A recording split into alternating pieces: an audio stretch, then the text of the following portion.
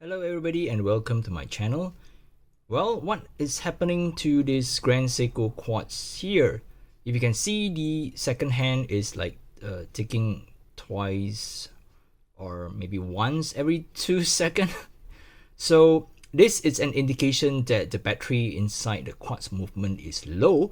And in today's video, I'm gonna walk you guys through how I would change the battery inside this Grand Seiko Quartz, and at the same time we can take a sneak peek of the so-called beautiful hand decorated quartz movement that is in a lot of all these Grand Seiko Quartz watches. So what do you need to remove the case back and replace the battery?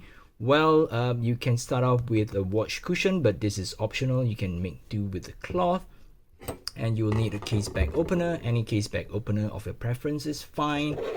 Maybe you'll need a spring bar tool to first remove the bracelet so it's easier for you to handle the watch case, and maybe a watch case holder. This one will give you some leverage when you're trying to force the case back open with the case back tool, and also a tweezer. Maybe I would recommend a plastic tweezer because it's going to be used to handle the battery inside the watch movement. It will also be advantageous, if you can have a spare painter's tape or what you call masking tape to mask up the portion of the watch case that you might be afraid of scratching if so happen that the case back opener tool slips by accident. Then you can also have this puffer to blow away dirt and all that. And you could also make do with some gloves, if you're really particular of not staining the movement inside or introducing bodily oils. The last thing would be this gasket lubricant, or it's like a silicone oil for the watch gasket so that it stays soft after you remove it from the case back. So I'm just gonna try to put on some gloves, remove the bracelet, and try to open the case back. Alright, so with the bracelet out of the way, what you can do is to take a watch case holder and put the watch case inside there and make sure that it is properly gripped so that the watch wouldn't fly away when you're trying to open up the case back. And if you are really particularly sensitive about scratches and all that, you can put a piece of cloth in between, but plastic being plastic, steel being steel, I'm sure that I'm safe doing it without the cloth here. And before you even start, you can also put some masking tape to cover up the so-called risky surface that you might accidentally scratch with the case back opener. So I'm gonna do this off screen because it's gonna take a while for me to make a mess out of the watch. It doesn't has to be perfect. So what I did here is to leave 2 notches for me to engage this case back opener, because what I'm using is a 2-prong case back opener, but there are those 3 prongs that if you find it's a little bit useful or handy, then it's okay to use that. So when all this is said and done, here it's where you will need to exert quite a lot of force to open it. So maybe I won't be able to open this up on camera, but I will try to loosen it and try to slowly open up for you guys to see. Alright, so I've managed to loosen the case back a little bit here, so the rest of the work I'm gonna use my finger to remove it. And yeah, here is the moment of truth. Before I always fully open up the case back, what I will do is I will use this air puffer to in a way blow off those loose dust or dirt away from the case back so that it doesn't get inside the watch. So maybe now it's a good time for you to put on your gloves. Okay, remember to get those latex gloves that does not come with powder or lubricant, because you do not want the powder to go inside the movement of the watch here. So ta-da! Ooh la la. So this is what you get inside a Grand Seiko 9F62 quartz movement.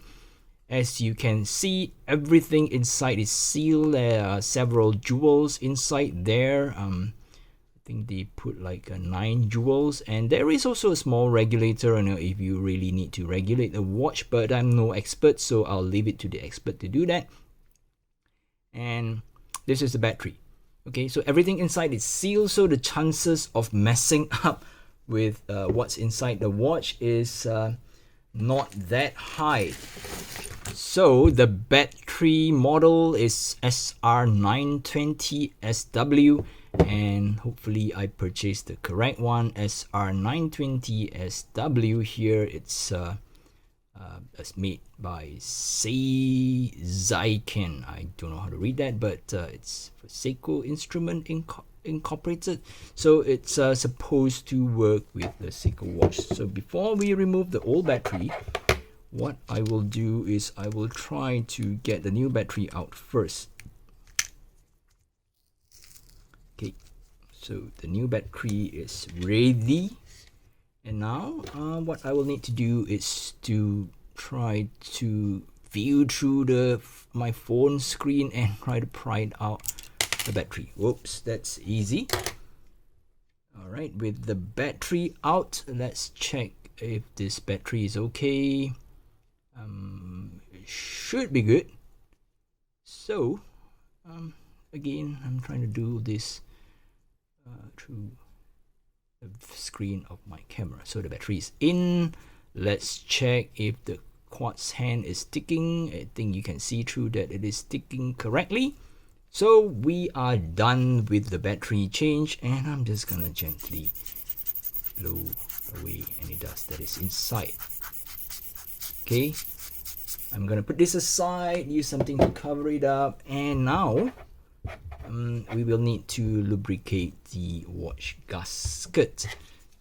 So same thing, use a tweezer, gently, not too rough. Again, I'm trying to do this through my phone screen. It's gonna be tougher. And with this off, place it here. We'll need to open up this little thingy here.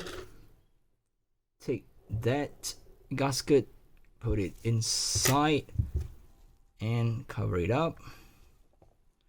Give it a slight gentle twist. Make sure that it's fully lubricated. So it is done.